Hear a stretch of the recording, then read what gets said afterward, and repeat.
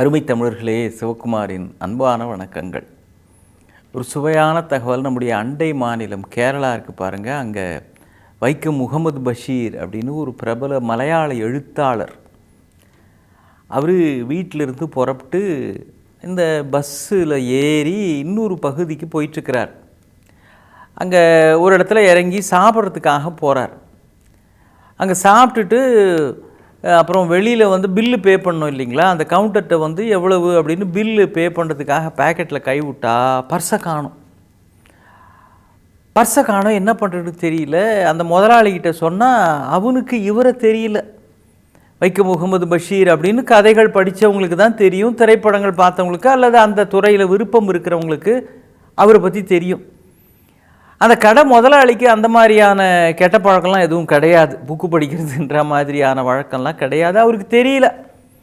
அவர் உடனே என்ன பண்ணார், சரி நான் உங்களை விட்டுடுறேன், நீங்கள் வீட்டுக்கு போய் பணம் கொண்டு வந்து கொடுங்க, ஆனால் உங்களுடைய மேல் ஜிப்பாவை கழட்டிடுங்க, உங்கள் வாட்சையும் கழட்டி இங்கே வச்சுருங்க, வச்சுட்டு நீங்கள் போங்க அப்படின்ட்டு இருக்கிறான். இவருக்கு அப்படியே வேத்துருச்சு.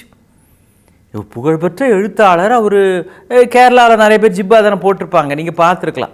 மம்முட்டி கூட அப்படி கேஷுவலாக ஜிப்பா போட்டுக்கிட்டு தான் வீட்டில் வரா மாதிரி நிறைய காட்சிகளில் பார்க்கலாம். அது கேரளாவினுடைய ஆடை மரபு. அதை கழட்டி வச்சுட்டு போகிறதுன்றது ஒரு வகையான அவமான சின்னம். இவருக்கு என்ன பண்ணுறதுன்னு தெரியல. அப்போ பின்னால் ஒரு குரல், ஏய் என்ன, யாரை பார்த்து நீ ஜிப்பாவை கழட்டி வாட்சை கழட்டி வச்சுட்டு போன்னு சொன்ன? யாரை பார்த்து சொன்ன?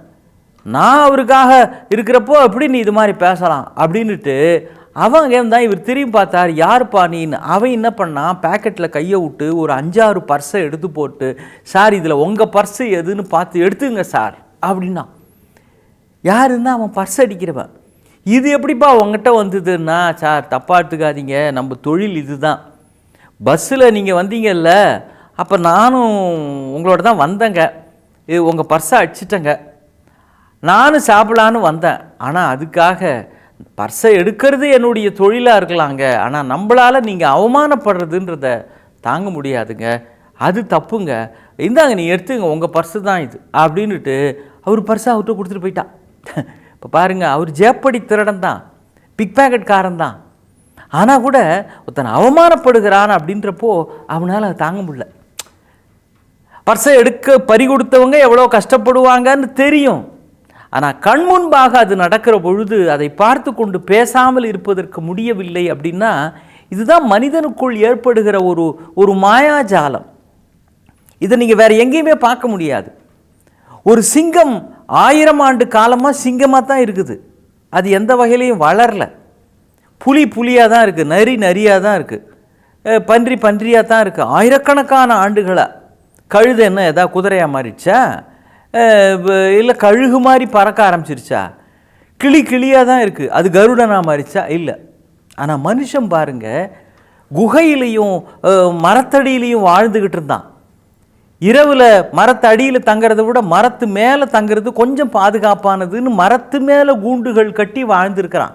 பெரிய அளவிலான கூண்டுகள், இரவில் எப்போ என்ன வரும்னு தெரியாதுன்னு. அப்படிலாம் வாழ்ந்த மனிதன் இன்றைக்கு செவ்வாய் கிரகத்தில் பிளாட்டு போட்டு வைக்கிற அளவுக்கு வளர்ந்துருக்கிறான். அப்படின்னா இது மனிதனுக்கு மட்டுமே இயற்கை தந்திருக்கிற அல்லது இறைவன் தந்திருக்கிற பெரிய கொடை. இதில் ஆச்சரியமான விஷயம், இந்த மனிதனில் இருந்துதான் ஒரு ஞானி உருவாகிறான். இந்த மனுஷன்தான் ஒரு விஞ்ஞானி ஆகிறான். இவனே தான் ஒரு கொடூரமான கொள்ளைக்காரனாக மாறுகிறான். இவனே தான் ஒன்றும் தெரியாத அப்ராணியாக இருக்கிறான்.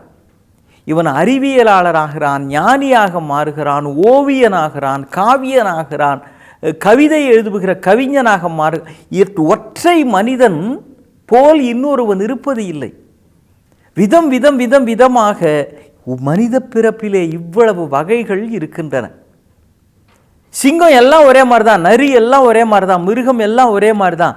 ஒரு திராட்சை தோட்டத்துக்குள்ளே போனீங்கன்னா திராட்சை கொடிகளில் திராட்சை தான் காலமாக பூக்கும், காய்க்கும், பழுக்கும். அதில் ஒரு ஆப்பிளோ பலாப்பழமோ வராது. அரச மரத்தடியில்னா அதனுடைய விதை இருக்கிறதே அது அரச மரத்தைத்தான் தரும்.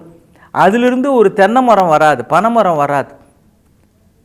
மற்ற எல்லாம் அப்படியே இருக்கின்றன. பன்னெடுங்காலமாக இந்த மனிதனுக்குள் எத்தனை மாற்றங்கள். காட்டுக்குள்ளே ஒருத்தர் போயிட்டே இருக்கிறாருங்க, ஏதோ வழி தவறி போயிடுவான், திடீர்னு புலி ஒன்று துரத்த ஆரம்பிச்சிருச்சு. இவன் திரும்பி, நான் அந்த பார் புலியே, நீ என்னை கடிச்சு இல்லாமல் கொதறாத, நான் ரொம்ப நல்லவன், என்னால் ஓடுறதுக்கெலாம் எனக்கு தெம்பு இல்லை, தயவு செஞ்சு என்னை விட்டுடு, நான் உன்ன மாதிரி அசைவம்லாம் கிடையாது, நான் வெறும் சைவம், எனக்கு உன் அளவுக்கு உடம்புல பலம் இல்லை, என்னால் ஓட முடியாது, என்னை விட்டுடு அப்படின்ட்டான். இந்த புலிக்கு ஆச்சரியம், அட என்னடா இது வரைக்கும் நம்மக்கிட்ட யாரும் இது மாதிரி பேசினது இல்லையே, இந்த மனுஷப்பையன் மட்டும் நம்மளை ஒரு இப்படி பேசிக்கிட்டு இருக்கிறானே, ஆச்சரியமாக இருக்குதே அப்படின்னு புலி சொல்லிச்சு. நல்லவன் கெட்டவனை பற்றிலாம் எனக்கு கவலை கிடையாது, நல்லவன் உடம்பும் நல்லா இருக்கும், கெட்டவன் உடம்பும் நல்லா இருக்கும், நாங்கள் சாப்பிட்றதுக்கு நல்லா மெத்து மெத்துன்னு ரொம்ப சுவையாக இருக்கும், எங்களை பொறுக்கு எங்களுக்கு தான் அந்த சுவை தெரியும், அதனால் நான் நல்லவனா கெட்டவனாலாம் பார்க்குறதுலாம் இல்லை, அதனால் உன்னை நான் திங்க தான் போகிறேன், எனக்கு பசிக்குது, நேரத்தை வீணாக்காத அப்படின்றது அந்த புலி. இவன் சொன்னான், அஜ்ஜோ புலியே தயவு செஞ்சு சொன்னா கேளு, மனுஷங்களில் எவ்வளவோ அயோக்கியம் இருக்கிறான், கெட்டவன் இருக்கிறான், லஞ்சம் வாங்குறவன் இருக்கிறான், துரோகம் பண்ணுறவன் இருக்கிறான், நீ அவங்களெல்லாம் விட்டுட்டு இந்த காட்டு வழியாக வந்தனே, நீ இருக்கிற வழியாக நான் வந்தனே, அது நான் உன் பேரில் வச்சுக்க நம்பிக்கை தானே, இப்படி நம்பிக்கை துரோகம் பண்ணலாமா, அது உனக்கு அழகா, நம்பிக்கை துரோகம் பண்ணுறது மனுஷனுடைய புத்தி, மிருகங்கள் கூடவா இப்படி கேவலமாக மனுஷப்பய மாதிரி நடக்கணும். இவன் பஞ்ச் லைன் பேசுகிறான், மிருகங்கள் கூடவா இப்படி மனுஷப்பய மாதிரி நடக்கணும் அப்படின்னு. இது என்னடா பெரிய தொல்லையாக போச்சுன்னு அந்த புலி யோசிச்சுட்டு சொல்லிச்சு, சரி நீ நல்லவன்னு இங்கே யாராவது ஒருத்தர் சொன்னால் நான் ஒத்துக்கிறேன், நீயே நல்லவன்னு சொல்லிக்கப்படாது, மனுஷங்க எல்லாருமே இப்படித்தான், தன்னை மாதிரி உண்டா, தான் தான் மிகச்சிறந்தவன், இப்படிலாம் நீங்கள் பேசுவீங்க காலங்காலமாக எனக்கு தெரியும், நீ உண்மையிலேயே நல்லவன்னு இங்கே யாராவது சொல்லட்டும், உன்னை நான் விட்டுடுறேன் அப்படின்ன உடனே இவன் திரும்பி பார்த்தா மேலே ஒரு கிளி ஒன்று உட்காந்துருக்குது. அந்த கிளிகிட்ட கேட்குறான், கிளியே நான் நல்லவன்னு நீ கொஞ்சம் ஒரு வார்த்தை சொல்லக்கூடாதா அப்படின்னு. அது சொல்லுது, நீயா மனுஷப்பைய, நீயா நல்லவன், ஏய் என்னை பிடிச்சி என்னுடைய ரக்கையெல்லாம் வெட்டி கூண்டுக்குள்ளே போட்டு எங்கிட்டயே என் எதிர்காலம் எப்படி இருக்கும் அப்படின்னு உங்களை பற்றி ஜோசியம் கேட்குற ஆளுங்கடா நீங்கள், கிளி ஜோசியம்னு வச்சு என்னை நீங்கள் பயன்படுத்திக்கிட்டு நீங்கள் காசு சம்பாரிச்சிக்கிட்டு என்னை கூண்டுக்குள்ளே வச்சிருக்கிறீங்க, என் ரக்கைகளை வேற வெட்டிட்டீங்க, உங்களுக்கே நல்லா இருக்கா, எவ்வளவு சுயநலமானவன் நீ நல்லவன் நான் சொல்லணுமா, நோ அது அவ்வளோ சுலபம் இல்லை, அது படித்த கிளி, அவ்வளோ சுலபத்தில் உன்னை நான் விடமாட்டேன் அப்படின்னு இருக்குது அந்த கிளி.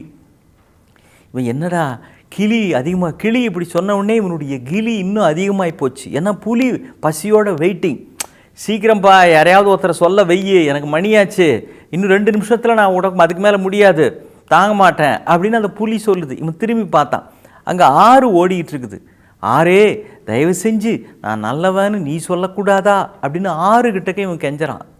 அது ஒன்றே, ஆறு நல்லவன் நீயா, ஏய் நீங்கள் எதையோ தயாரிக்கணுன்றதுக்காக உங்கள் ஆலை கழிவுகள்லாம் கொண்டாந்து என் மேலே கலந்துக்கிட்டு இருக்கிறீங்க, மக்கள் எங்களை புனித நதின்னு ஒரு காலத்தில் கொண்டாடினாங்க, இன்றைக்கி எங்களையே கெடுத்து குட்டி செவுராகி எங்கள் தண்ணீரில் ஏகப்பட்ட நோய் கிருமிகளெல்லாம் கொண்டாந்து கலந்தவங்களே நீங்கள் தான், உன்ன மாதிரி ஒரு மனுஷன்தான் பண்ணியிருக்கிறான், அந்த இனத்தை சேர்ந்தவன் நீ, அந்த குணம் உனக்கு இல்லாமல் போயிடுமா, நீ மகா நம்பர் 1 கேடிப்பைய, உன்னை நான் விடுறதா இல்லை, புலியே கமான் ஸ்டார்ட் அப்படிங்குது அந்த ஆறு.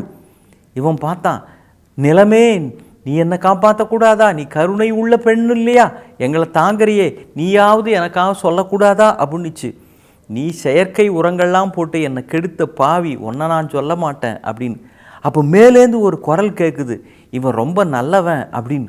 திரும்பி பார்த்தா அங்கே ஒரு காக்கா உட்காந்துருக்கு. அது சொல்லிச்சு, இவன் ரொம்ப நல்லவங்க, தினம் இவன் சோறு வச்சுட்டு தான் சாப்பிடுவான், காலையில் இவன் சாப்பிட்றது எதா இருந்தாலும் மாடிக்கு காக்கான்னு கத்தி எனக்கு ஒரு பிடி வச்சுட்டு தான் இவன் சாப்பிடுவான், நல்லவன் தான், இவங்ககிட்டையும் ஒரு நல்ல குணம் இருக்குது, பரவாயில்ல விட்டுடு, அவனை ஒன்றும் பண்ணாதன்னு ஒரு காக்கா இந்த மனுஷனுக்காக, காக்கா பிடிக்கிறதுலையே பெரிய ஆளான இந்த மனிதனுக்காக ஒரு காகம் பரிந்துரை செய்கிறது, புலி அவனை விட்டதுன்னு அந்த கதை முடிகிறது. ஏதோ ஒன்றிரண்டு நன்மைகள் செய்கிற இயல்பும் மோசமானவர்களிடத்தில் உண்டு. மிகச்சிறந்தவர்கள் என்று நாம் நினைக்கிறவரிடத்திலும் ஒன்றிரண்டு குறைகள் இருக்கும்.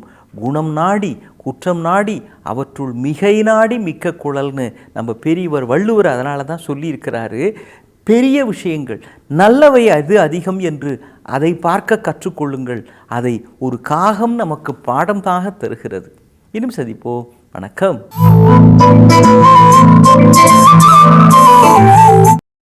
இன்னும் பல வீடியோக்களை காண சன் லைஃப் சேனலை சப்ஸ்கிரைப் பண்ணுங்க.